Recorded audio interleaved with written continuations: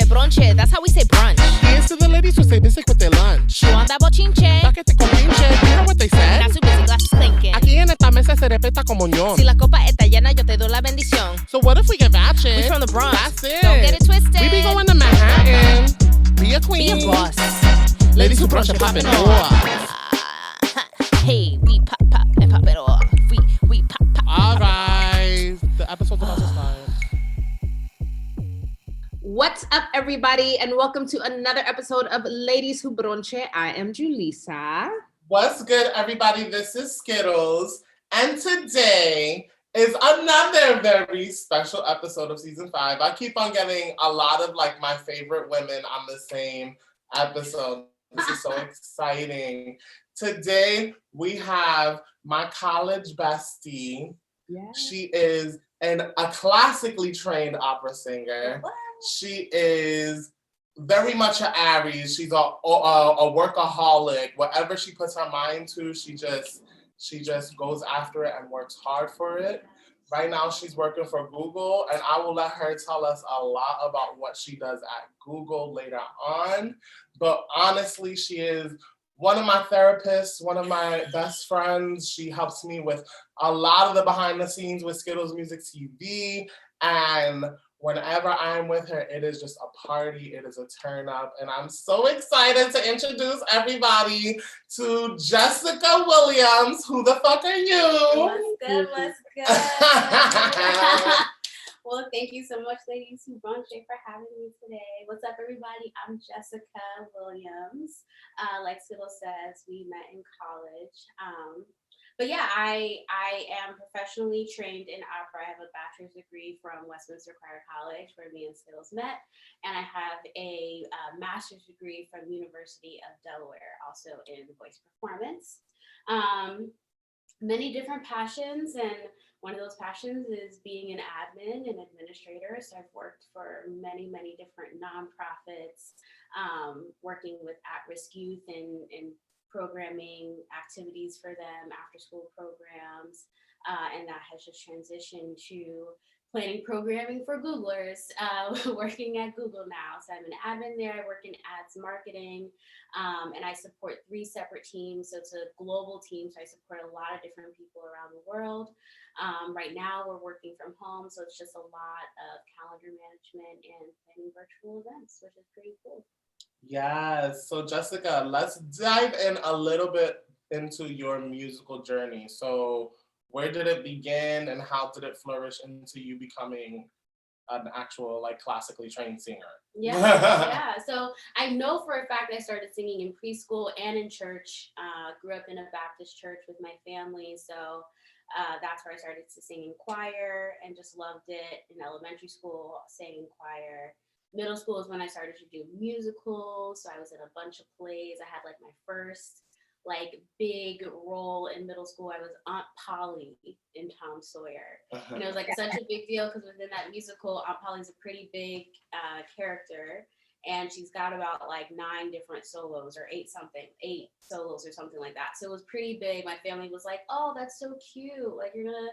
They gave you such a big role. That's adorable. But apparently she turned it out. It was really good. So yeah, the family was very surprised. And from there, that was really where I found just my passion for music and being a part of a production.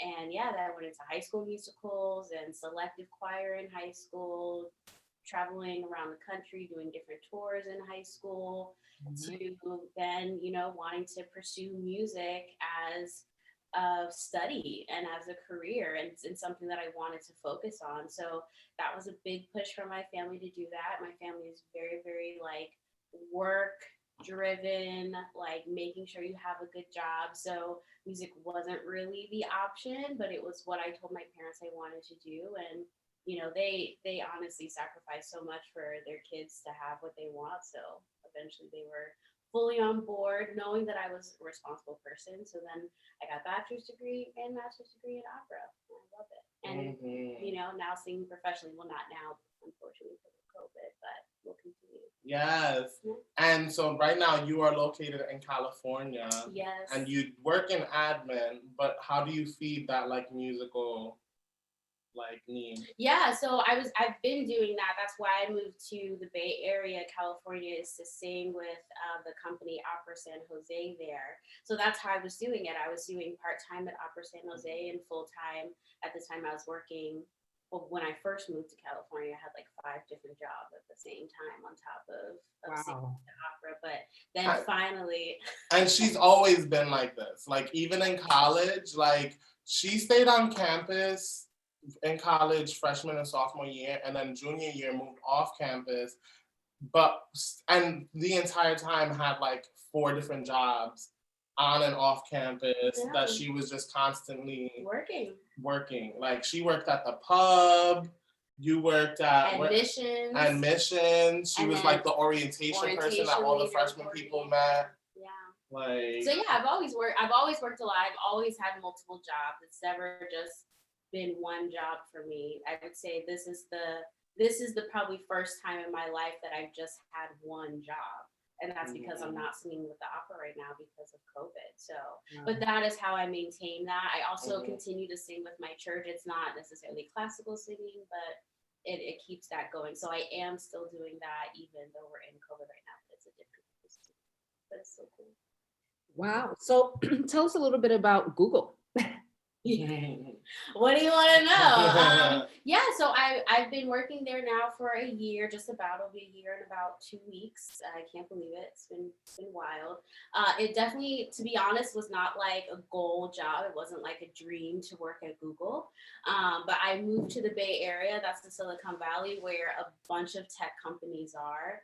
I would say every other person that you can bump into in the Bay Area works in tech. It's pretty wild there. So I was first at Stanford University for 2 years, and then I wanted to transition. I like to challenge myself. I like to push myself. I like to branch out and try different things. I think that just keeps, life exciting. I like to support people. And I like to support a cause. I like to support something to me that feels important, that adds purpose.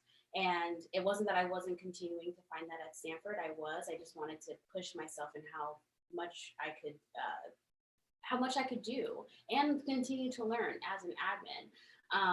So I knew someone who was working at Google, and they gave me a referral, and 3 months later, I got a job. So I work in ads marketing, which essentially they do ads for all of Google. So if you see an ad on YouTube, if you see an ad pop up on the internet, if you see an ad pop up on, I don't know, a lot of different platforms. Yeah. TV, commercials, like that is what my team does. You'll see a lot of different advertisements from Google. Those are essentially my teams. So I support 3 different directors. It's a lot of calendar management because they meet with a lot of different people. So that's honestly 75% of my job. And that sounds like, from the outside, that sounds like, oh, she just like does the calendar. It's like a warfare. Yes. It's really crazy. And then I also do a bunch of virtual events. Well, now virtual events, but I would do in-person events too. So that's pretty fun. A lot of team morale. My team really focuses on, making sure people are mentally healthy and focusing on well-being. We also do a lot of diversity and inclusion initiatives. So I'm a part of that, which is really great. And I love being part of a team that focuses on diversity, inclusion, and equity for a lot of different underrepresented groups. So I love being a part of teams that focus on that. They take a lot of time out of their day to make sure that those things are happening, which is appreciative because they are busy schedules. So it's amazing to see them take huge chunks out of their day to just focus on diversity and inclusion. But yeah, that's pretty much what I do. Yes. So we're gonna start with a bunch of questions, and our very first question is: when you go out to brunch with the girls, what is your go-to brunch plate? I have to say I'm basically going for protein, steak and eggs. I haven't found a better dish than that. Different variations of it, of course, when you go to different brunch spots. There could also be like a French toast in there that may pop up. But yeah, I would say it's definitely gonna always be some type, or at least that's definitely where I'm looking first, is what kind of steak and eggs they got. And I think how do you take your steak, Jessica? Medium. Medium. Give me some red. Need it. I was saying how ironic that I'm asking her this question when she's literally one of the ladies who brunch it. Like, this is my like go-to brunch. Always. Person. So when you are also out to brunch, what is your go-to drink? Yeah, a mimosa, standard mimosa. I also like to go for, something with like a fruit, maybe like grapefruit. That has like a nice flavor in it would be really good. Sometimes a marg. Yeah. A margarita at breakfast is pretty decent. It's very refreshing. So they have like a different kind of like flavored margarita. May go for that too for brunch. Yeah. So tell us. Say that again. Sangria. I miss sangria. I love a good sangria. So tell us a little bit about what it was like going out to eat when you were growing up.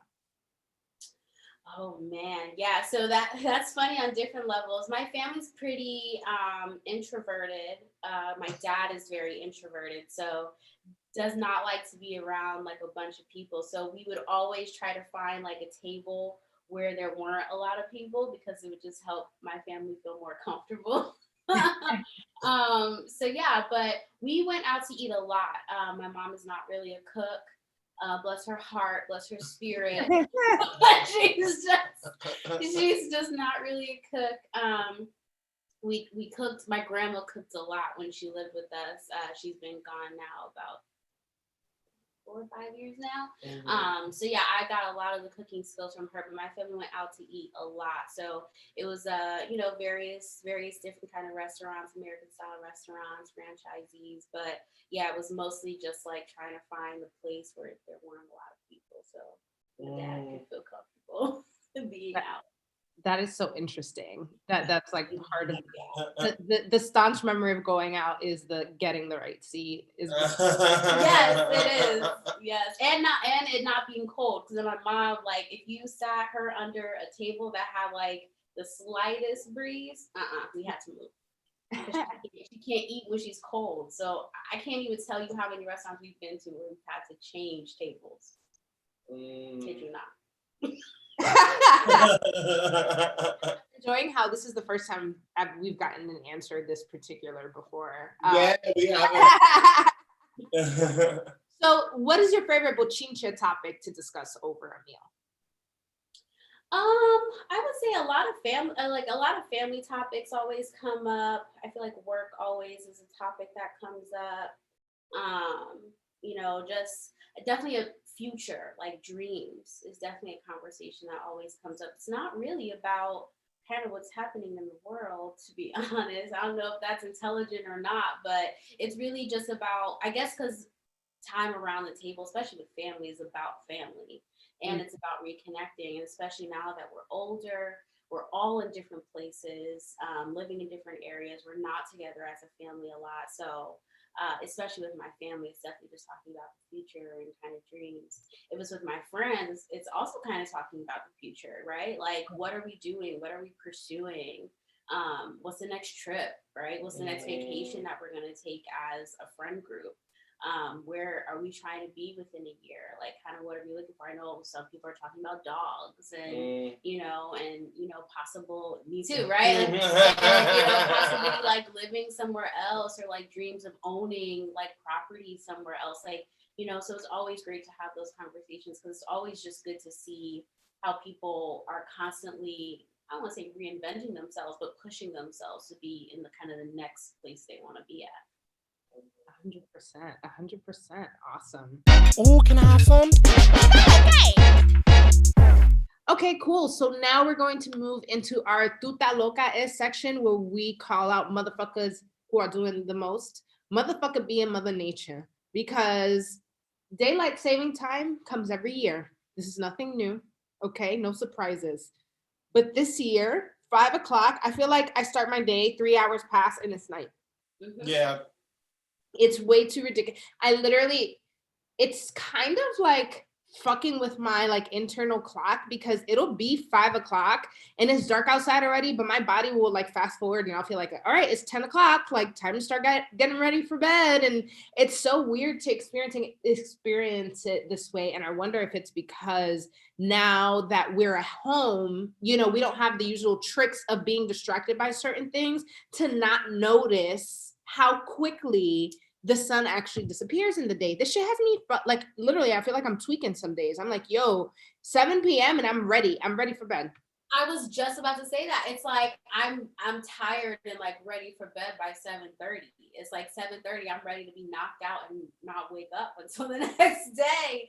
It's really wild. But I think like kind of what you're saying is right. Like being at home, like the day really ends when the sun goes down. There you go. The day really ends when the sun goes down. Like you're not like commuting like you used to. Like there's not as many things that keep you out. Even though the sun has already gone down, like, it would have been when we were kind of in like our normal routines. But now we're home, like schedules are done, like there's nowhere else you can really go out. It's like when that sun is out, so are you. Right. Yeah, no. And even yesterday, it was funny because our reservation for dinner was 5 p.m. and it was already getting dark when we were on our way at 4 p.m. And so it felt like we were out for a night on the town, and it was really like an early evening on the town. But it was just like that mindset. Like I feel like the day just goes mad quickly. Even now, like it's 2:45, and it feels like the sun is already starting to get ready. It feels like 5 o'clock. Yeah, it's getting ready. It's getting ready, and honestly, like it's just.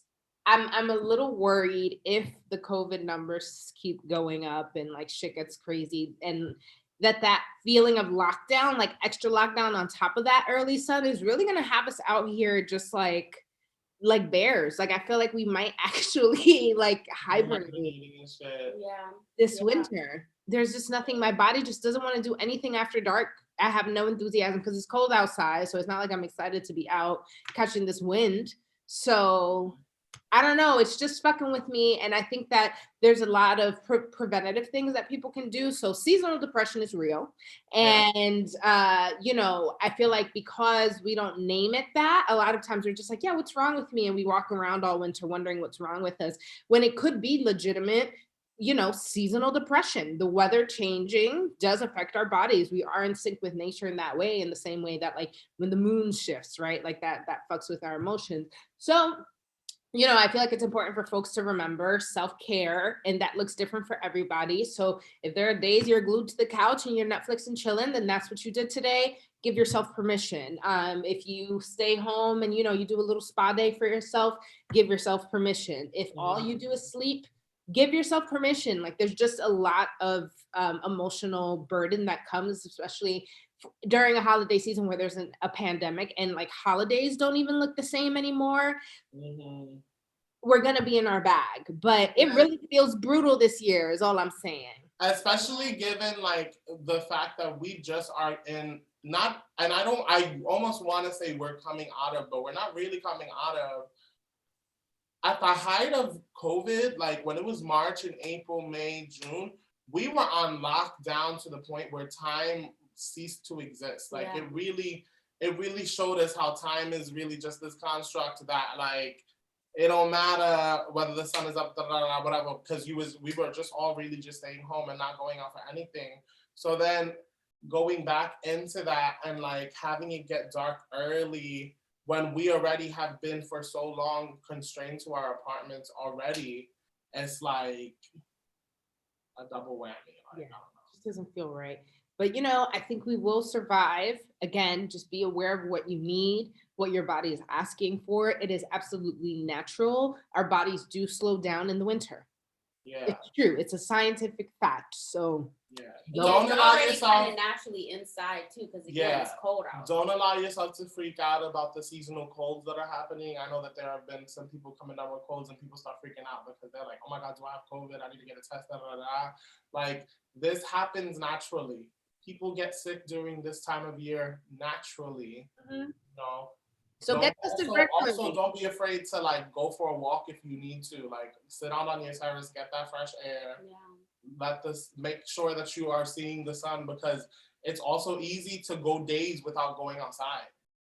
Like that's me. Sorry, I needed my water. That's me.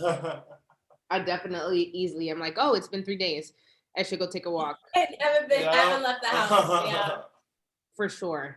But we got this, we got this. Best of luck to all of us in our hibernation seasons. May, our bellies be full and the fat burn off quickly. Ooh, this looks good. Oh my God, this is delicious. I definitely want to taste that.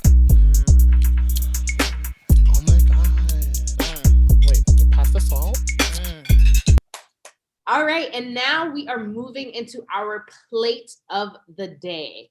Growing up with white folk. So I am really excited to be talking about this because I think there are certain parallels in my growing up that I could identify with people who grew up around white people. Not because I grew up around white people, the opposite, but because my indulgence of white culture made me stick out in a way that people were like, oh, so like you're basically white. And then I was the white person, even though I'm not a white person.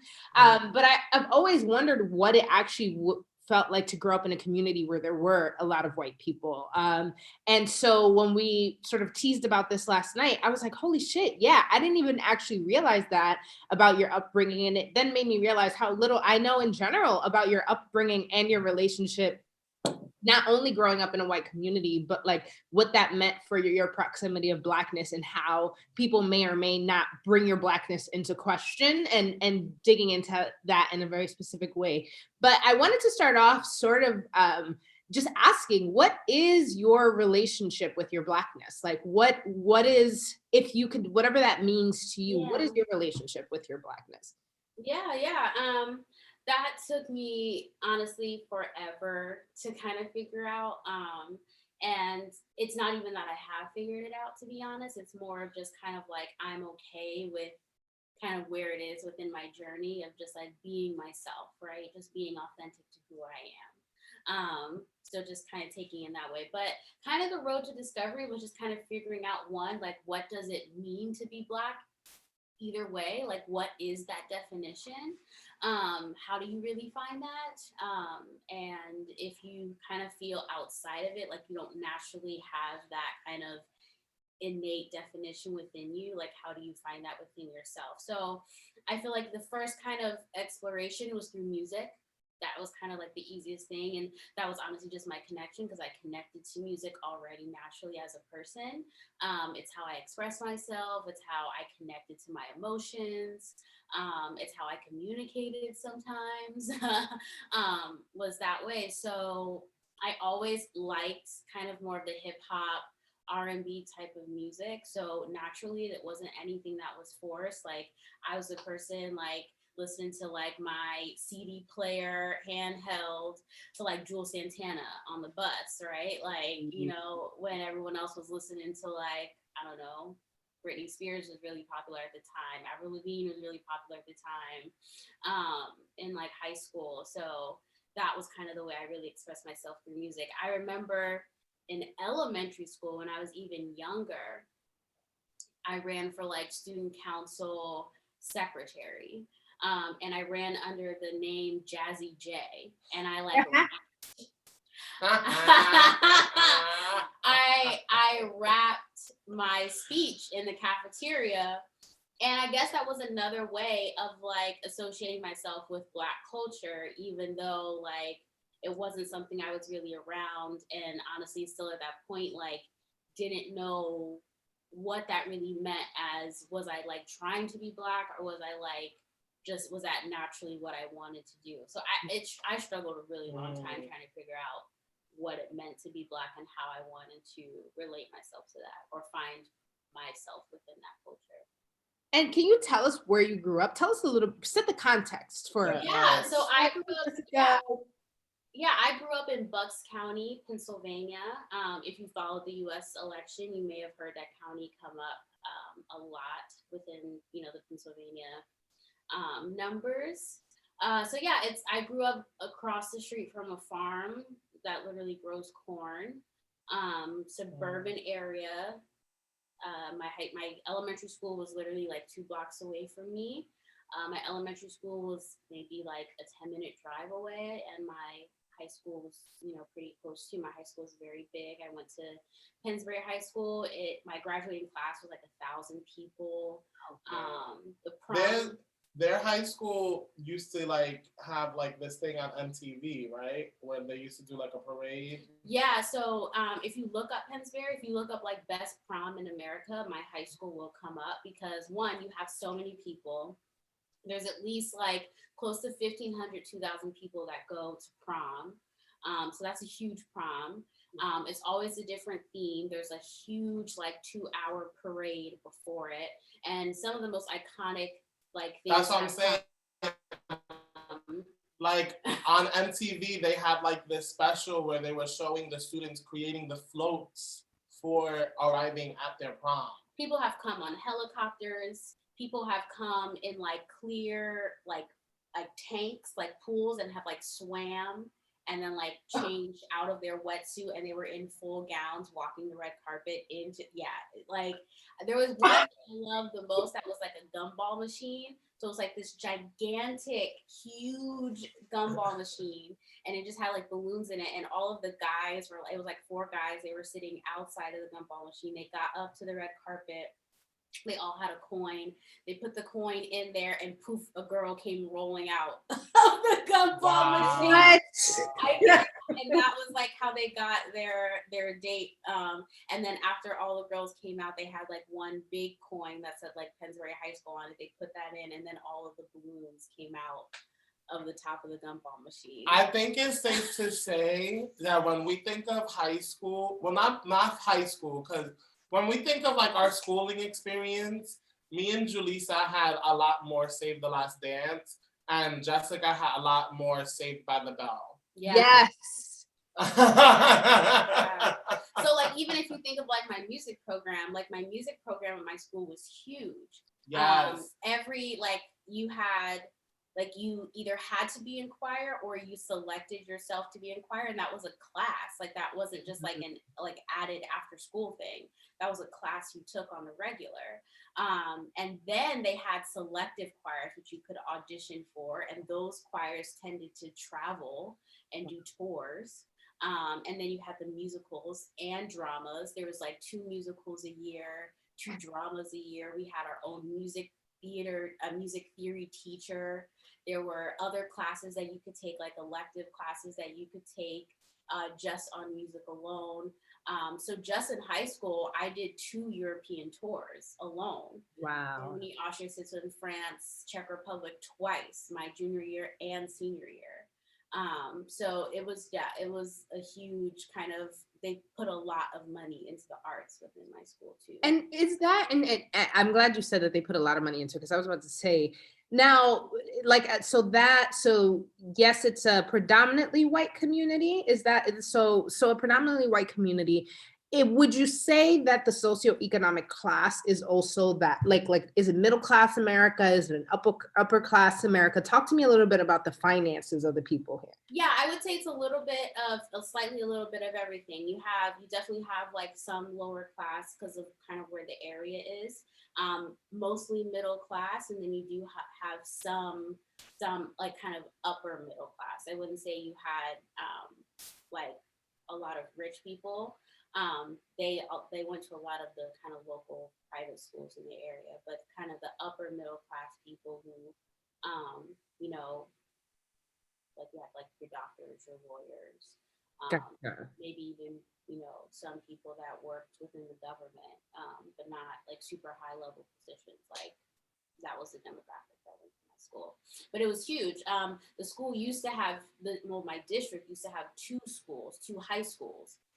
And then right before my freshman year, actually, they combined the 2 high schools. So I would say those 2 high schools maybe had slightly even different demographics, but then once they combined them, kind of everyone was there. Gotcha. And so let's get to the nitty gritty of it. So you're a Black girl in this white ass community that is, semi-affluent, at least, or mostly affluent. What is your experience in the middle of this being a Black woman in this space? And how did your Blackness come to your awareness being in those spaces? Yeah. I would say it was mostly through like where I figured out my Blackness kind of came into play was mostly within music, was in choirs, was in performances, because like who was gonna be the lead? What was the lead gonna look like? So those things definitely came into play, and definitely where I felt like, whoa, like I have friends that look like everyone, right? I had Asian friends, I had Black friends, I had white friends, I had Hispanic friends. Like I had a ton of different type of looking friends, but when it came to the stuff that I was actually doing and pursuing within school is, where I all of a sudden felt like a Black girl and not just a girl. So in middle school, I tell the story a lot. Not in middle school, in elementary school in 4th grade, the teacher brought my parents in and the principal, and they were like, Jessica needs to be in special education classes. Oh. And so they were like, she stares off into space. She doesn't take her coat off when other kids take her coat off, and she's not that communicative. So my parents were like, okay, well, that doesn't really help us with kind of figuring out why she needs to be in special education classes. So, a whole lot of things. My parents, are amazing and fought for me to stay in the regular classes with my students. That teacher was talked to because we were confused as to why all of a sudden I needed to be out of her class, right? Like why all of a sudden I couldn't be there. So it's not definitive that was necessarily a race thing, but I was definitely being called out for something. And so move forward into kind of music in the sense of like, I would audition just like everyone else, and I would get a solo, and all of a sudden that solo would either be taken and it would be now an ensemble, or it was, oh, actually we're gonna cut this longer solo into half. Jessica's gonna do one part, and then we're gonna have more people do the other part, when that was never originally the case. So that was what happened a lot in elementary school and middle school. In high school, it's where not necessarily the solos within choir, but within the musicals, where all of a sudden casts were being split instead of just one cast, and wanting me to be in it because I was talented, but not knowing where I could visibly be placed because of how I looked and appeared. And outside of like school, what was the experience of being in that community? Would you say that microaggressions and things like that were something that were very present, or was it one of those things where it was like, yeah, it was obvious that there were a lot more white people than everyone else, but nobody talked about it or cared that was the case? Yeah, I also think it's a little different too. My siblings, we always called ourselves like we're the Williams kids. We always really felt like an exception to the other Black people within our community. Of course, there were Black people that went to my school, people that we were friends with. We would be accepted different places that a lot of our other Black friends would not. I feel like people felt comfortable with me and my siblings and our family because we were talented. My siblings are very intelligent. So they got a lot of different awards and recognitions just for their intelligence and being smart. And I got a lot of recognition for being talented. So we were an exception to a lot of the rules within my community. So I would say microaggressions in the sense of, yes, I got them, but also seeing how my other friends were definitely treated differently than I was. I wonder how much, because I know that your father and your mother both were people that went to college. Like, they're both educated. Mm-hmm. Your father was a fraternity guy. Mom. Yeah. Your mom was in a sorority. I wonder how much that played into you guys being the exception. Or if because they went through these levels of education and training or whatever, if that then affected how they brought you up to then, where's the influence that makes the difference in the experience? Yeah, so the influence there is like my dad, he's from Detroit, Michigan, and my mom is from Shreveport, Louisiana. Like, my parents grew up in Black communities, fully Black communities. My mom grew up in the hood. She grew up in the ghetto. They ended up going to school together at Fisk University, so an HBCU in Nashville, Tennessee, and that's where they met. They wanted a different life for their kids. They wanted more opportunities, opportunities that they didn't get growing up. So I wouldn't necessarily say that there was like an influence based on their educational background, but definitely an influence based on their values and what they wanted for their kids and kind of a life that they dreamed of having for their kids. I wouldn't even say they had that dream for themselves, to be honest. They had that dream to literally have children so that those children could have a better chance at life. So they left their communities, they left their friends, they left their church, their family, and moved to Pennsylvania, of all states, where they had no community, no friends, no family, just to be able to make sure that their kids grew up in a different neighborhood, in a different kind of education system, and a different demographic than they did. So, no, I was gonna say I'd be interested to how the rest of the family responds to y'all in terms of like how you is it the case that you guys are an exception to what the turnout was in the families on either side, or is it just the case that you guys do come from a lineage of folks where a bunch of people did that, so not just your parents but their siblings, right? And that there's this idea that the Williams family, though not in the same community now, does have the same sort of status, or is it one of those things? I guess the real question I'm asking is it one of those things where it's like y'all are looked at as bougie and different from the family, or is it like, oh nah, yeah, like that is the posture that this family has taken, and so it's not looked at as a they think they're better than us, or is it a like, nah, they're with us? It's a little bit of both, to be honest, because one, my family period are all driven like work. We are a working family, extended family, like everyone across the board just works. Like, just, it's Thanksgiving. We just had like a family Zoom call and someone just announced that that they weren't at like any kind of family gathering because they had to work and people were cheering. So they were like, yeah, work, don't take off for family holidays. Wow. Like, you gotta work, yeah. So that's really where my family comes from. So my siblings and my parents, we do a lot, and we have succeeded and done a lot. So there is pride from my extended family with that, of what we're doing, and being very proud of what I'm doing within my work, what my brother's doing within his work and within his school, what my sister's doing within his work. It's all pretty extraordinary and big things that are happening.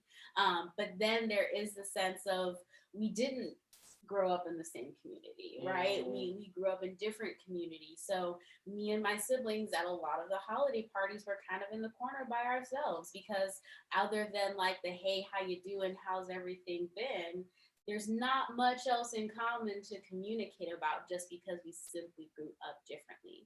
So even though my family has done everything they could to give the next generation more opportunities, we just grew up in different places. So that already means we're at a different level, just simply because of where we lived and where we grew up. I'm interested to hear a little bit about your experience in college, because we went to college together, and our school was a very white school, a predominantly white school. Sure. And I feel like we had very unique experiences, you being a Black girl from the suburbs, me being a Latino from the inner city, and then having come into our school. To put into context, I went to college with 6 other inner city minorities, and so it was very, very easy for the Black kids to stick together because there was only so few of us. But Jessica was one of those people that was able to kind of maneuver everywhere. throughout. So like Yeah. kind of speak on that, like what's your experiences with that? And Yeah, I think that kind of goes back to the first question, right? Of like, where do I see myself within the Black community, and how do I identify myself there? Eventually, I came to the point where I was just like, I'm Black. Like, there's not much else I can do about it. I can't be a certain way. I can't act a certain way. I just have to kind of be who I am. I grew up in the suburbs, yes. I can code switch pretty easily, yes, because that's just how I grew up. I grew up having white friends where all we were listening to were In Sync and I can't even think of all of white the just music. yeah. Like, but it's amazing because that's music I love too. Like one of my favorite bands in the world is Paramore, and Paramore was like, yeah, my God, it's just good music, right?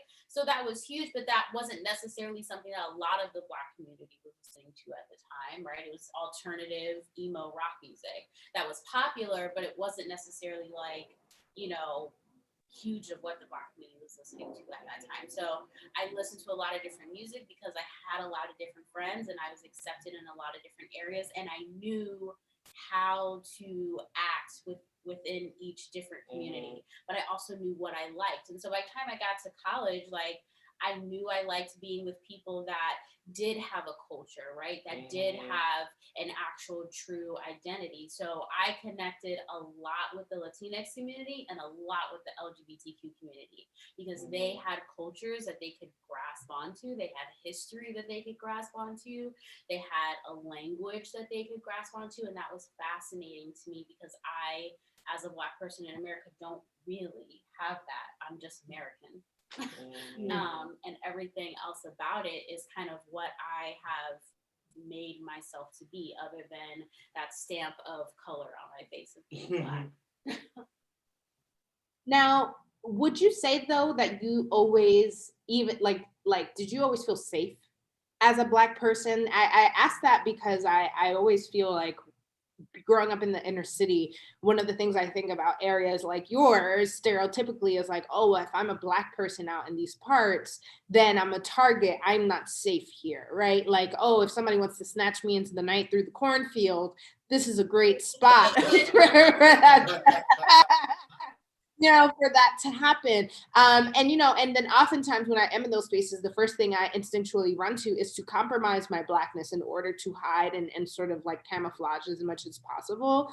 And so I wonder, like, did you grow up feeling safe? Like, or was that a thing? Like, would you fear the police, would you say, growing up where you were? Or was that not? No, that definitely was not a fear that I've had, to be completely honest. It wasn't necessarily a fear of the police coming to kind of like harass me or like ask me where I've been coming from. It was more of people, not necessarily cops. It was more people asking me and wondering or looking at me because I'm in an area where I've grown up my entire life, right? Even walking around my neighborhood, like I have to like make sure that like I'm wearing the certain like the right amount of clothes to show that like I'm just taking a stroll around my neighborhood where I've grown up my entire life. Like I'm not an outsider, but I am probably one of maybe 2 or 3 Black people that live within my neighborhood. Wow. So there's really not that many. So just to like, see another Black person walking around, you already kind of feel like you have to just make sure that people know that you're not about to run up on them, like you're not following them, like you're just minding your business. And that you live here. You have to kind of like project that in some way. Wow. Yeah, so not necessarily scared, but just like making sure people know that they're safe. which is twisted to have to do, but yeah.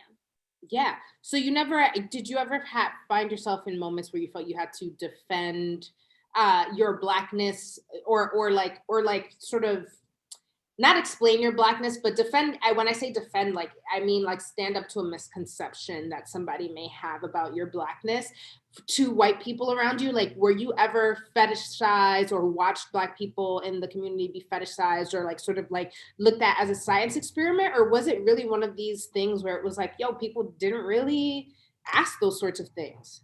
Yeah, no, I didn't have to go through anything like that. It's definitely has been more of just like microaggressions because people not black felt comfortable with me.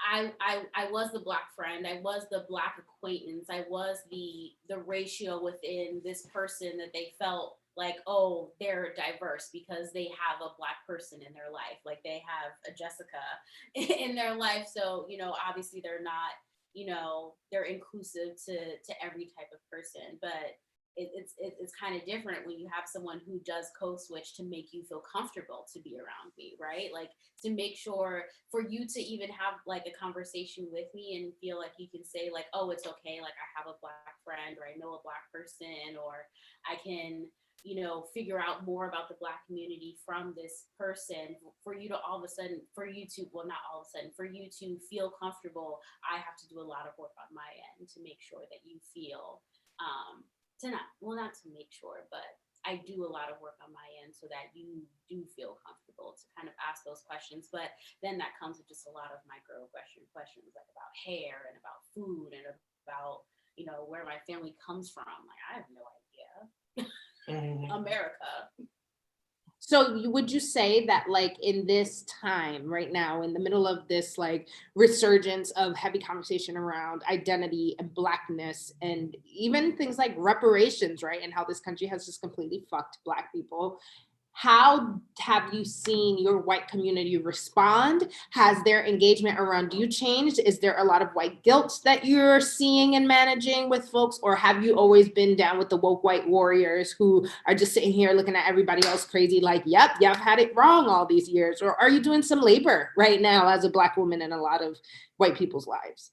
Yeah, I think the biggest thing that I'm doing right now is showing empathy and making sure that they are aware that there's work to be done in realizing about the history of this country, but understanding, especially if they're in that place where they have felt like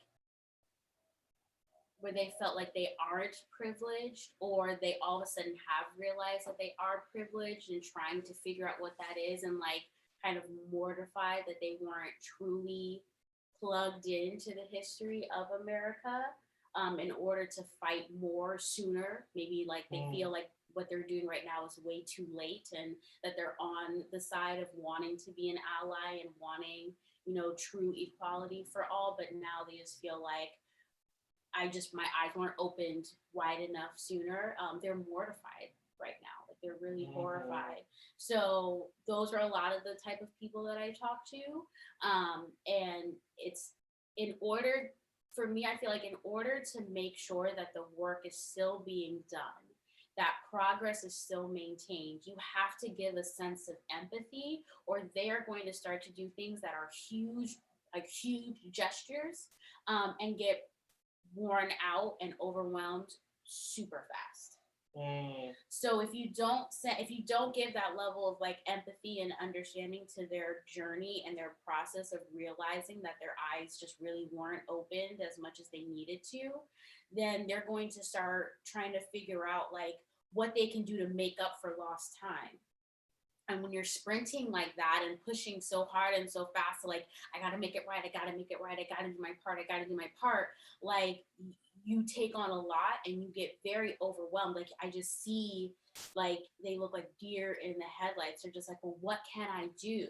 I have to do this, I have to do that. It's like, yes, like those are all great things and those are all important things and that we do have to do.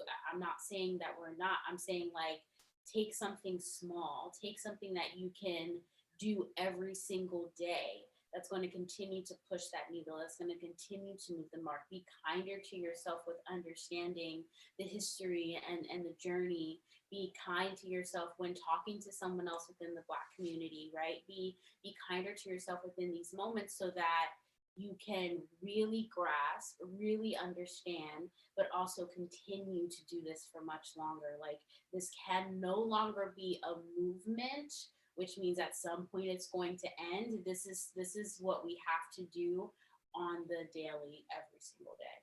So that's been my biggest job when talking to people. It's just making sure that, like, yes, I know it's very overwhelming. I'm so sorry. You're just figuring this out now. But you know, I'm glad that you are welcome. Awesome. You're welcome here. Now take the time to really dig your feet in. Take the time to really understand, and take the time to find a purpose within it, right? Pick an area of where you want to focus and where you want real change to happen, and focus on that area. Understand it, learn about it first. Don't just throw time, money, and efforts and ideas at it. Take time to understand where it is first. Be kinder to yourself, slow down, and then kind of make those big gestures. So, you know, that's kind of what I've been doing. Yeah. Being kind. I think that like there was a point where at the beginning of COVID when a lot of things were happening and you know shit was going down. I noticed that you had started watching like a lot of documentaries and kind of like making sure that like you were kind of educating yourself Had to. so that you can then put in the work at Google. Can you speak a little bit about your education, you educating yourself, what you were watching, and then how that's translated into what you're doing at Google? Yeah, so I had to do that. I think we all had to, at some point. Again, like, I grew up in a Black family, but we didn't really talk about a lot of Black history other than just like what my parents went through growing up in the 40s and 50s and 60s, right? So, you know, go like talking about like the actual Detroit riots and how my dad was aware of that and a part of that, you know, talking about a lot of things that happened with civil rights in the South and how my mom, you know, was growing up through that. But it wasn't a lot of the history. We didn't truly know a lot that was happening, or know about it. You just, and you know, school didn't really teach you that much either about, you know, the history of America. And I don't want to talk about, not necessarily the history of America, not necessarily just Black history, but history in general. So, you know, when things are coming up and you have to talk to a lot of people, you have to kind of do the background work and just refreshing yourself and reminding yourself of the things that happen. So I did a lot of that, of just watching documentaries. I also was just doing a lot of work within my work, right? A lot of seminars were coming up, a lot of discussions were coming up on a lot of different documentaries. So in order for me to do my job and make sure like the right things were in place, I needed to watch the documentaries to make sure that the sessions were actually going to run well. But on top of that, that's what we did a lot, especially after Ahmaud Arbery's murder. We did a lot of different discussions and initiatives and bringing up of documentaries to talk about that, to help people kind of learn more. We built, you know, some resource libraries so people could look at different types of music and podcasts and documentary movies and follow different type of activists so that they can learn more. Other resource libraries of where people could donate, organizations that they could follow to volunteer. So did a lot of work there, and just continuing to do work with like internally within departments on diversity and inclusion, and making sure that, you know, we're still doing what we can for people that work within our org too. That's also important work too. So it's still something that I'm doing on a daily basis. There's like another 2 initiatives that I'm working on within the next 2 weeks actually, just to keep this going. So it's something that's very exciting, and again, I'm happy that, you know, my team puts so much time towards it. It's amazing. Yeah, and I'm glad that you have the space to work on that. I feel like there are even, and I love that you talked about the education piece, because I feel like there's this assumption that being Black automatically means that you understand the full extent of the movement, you know, how we're here and all that jazz. And it's not true. And it's, and that the lack of truth in that is displayed even in the way in which people are experiencing this moment in time differently. Like, not every Black person is sitting here with the same opinion. I mean, hello, we have Black Trump supporters in the world, like they exist, right? And so there is this way in which we have to dig into our histories and look at things for what they are, to really be able to unpack, well, what is the progress? What are we progressing from, right? Because one could argue with that, like, and this is not your story necessarily, but like there are people who grow up in white communities, and it's so much so that like they're engulfed in the experience that they had there. And so now the larger history of Blackness in America starts to seem a little false or even exaggerated for some people, right? Where it's kind of like, well, I'm a Black person in America and I've been that my whole life.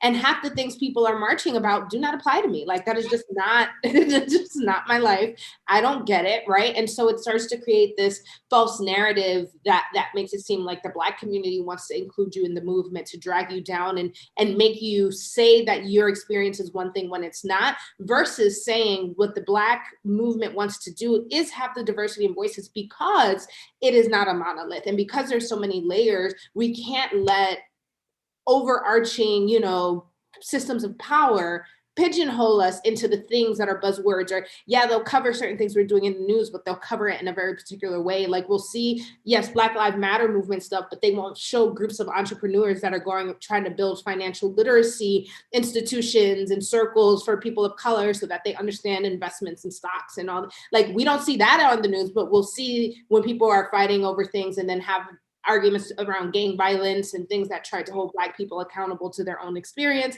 Like it's just, there's so many malleable ways to present this argument. And so going back to source and facts and information about what happens, I think is super important, no matter where you ultimately land in the movie. It's so true. I mean, even if you are even if you are in that group that feel like, the things that are being blasted across the media don't necessarily apply to you and that doesn't come from your world, if you are working on some different type of initiative, right?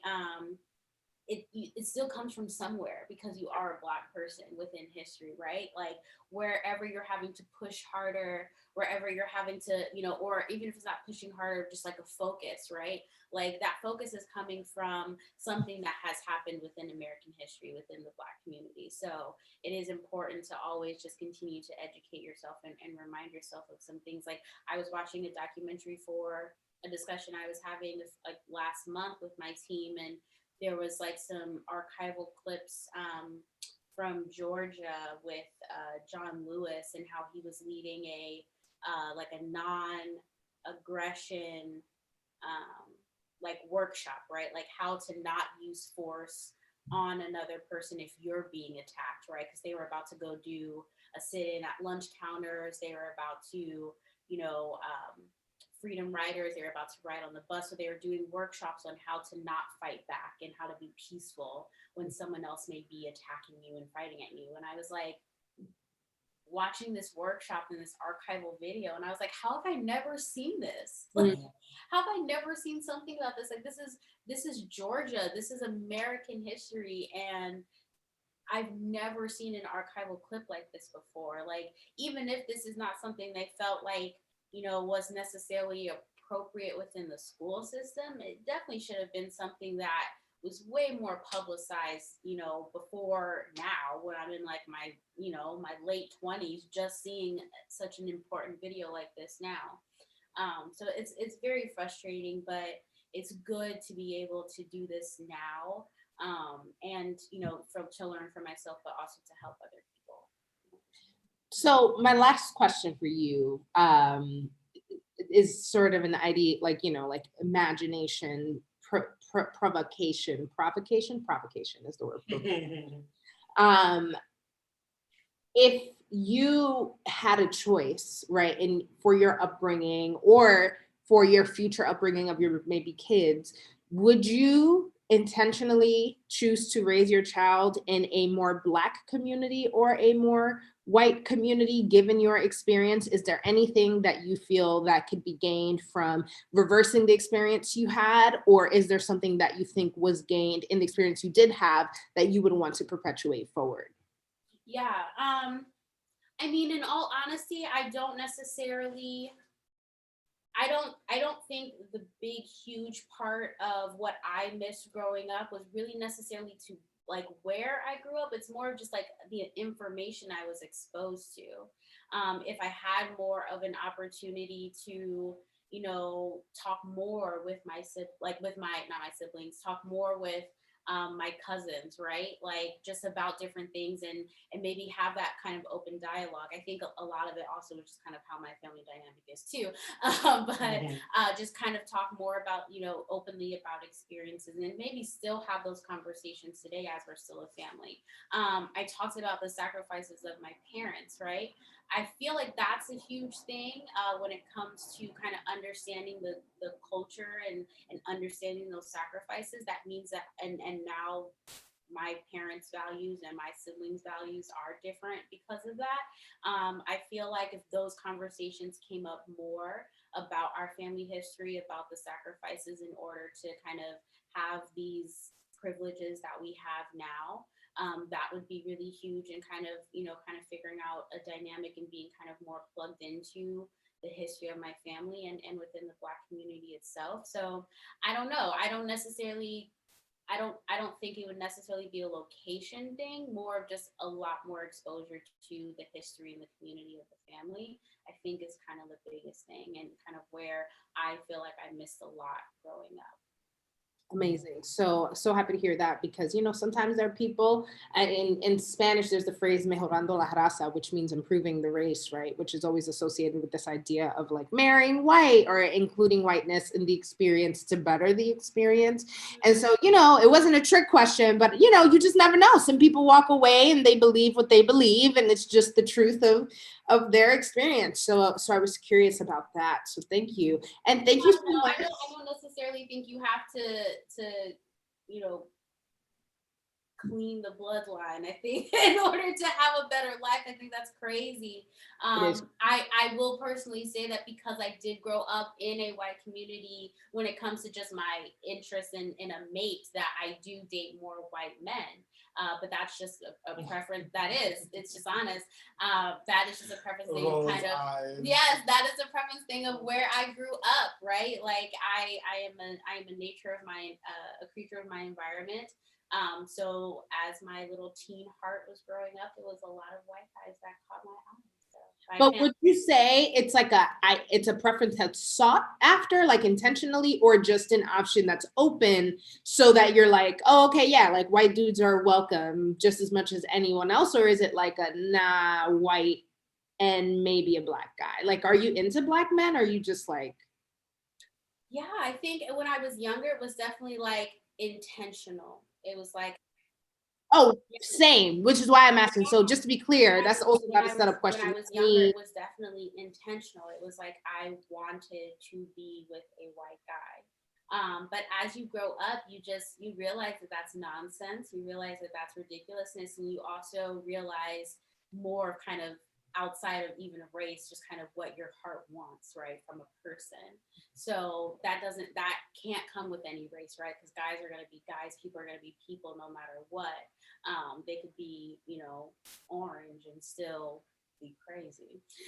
So that doesn't really mean anything. So I think as I grew up, it was more of just like the kind of personality I wanted to be connected with, and the interest level that I wanted to be connected with, and kind of have the kind of the same interests in that way. So, and then also, she really likes people who are attractive. So a lot of different races, a lot of different attractive people. But I would say that ultimately my preference, or I do still lean towards white men when it comes to dating.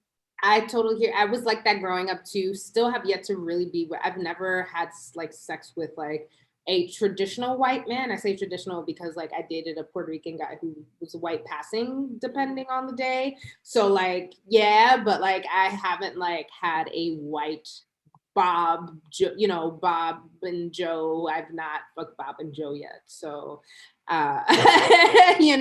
what I thought was my preference has yet to become my reality. But that's really cool. Jessica, thank you so much for coming on today, sharing all these gems. Can you tell us, where can we find you and follow you on the interwebs? Oh yeah, I'm not huge into social media. She's definitely more of the behind the scenes kind of girl. But yeah, you can follow me on my Instagram, Soul Music 13.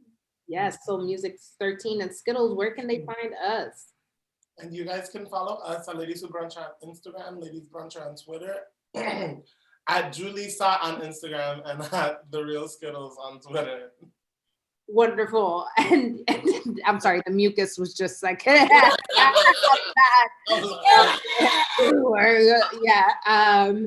And thank you guys so much for tuning in this week. And until next time, bronche.